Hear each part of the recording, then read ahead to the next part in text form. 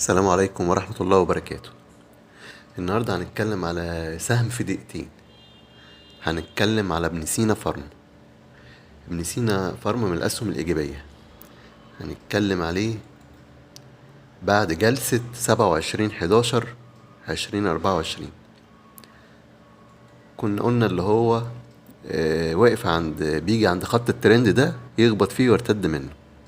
خبط فيه نهوت ونهوت 2 3 4، وبعدين عمل موجة صاعدة، وصل لحد قرب 6 جنيه ورجع صحح هنا في يوم 29/10. وصل عمل له 4.66، ادي خبط فيه كمان مرة، ودي كده خبط فيه كمان مرة. الأسهم ده من الأسهم الإيجابية.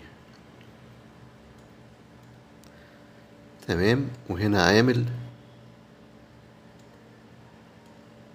بوزيتيف دايفيرجن ما كسرهوش على الار اس اي اللي هو الريت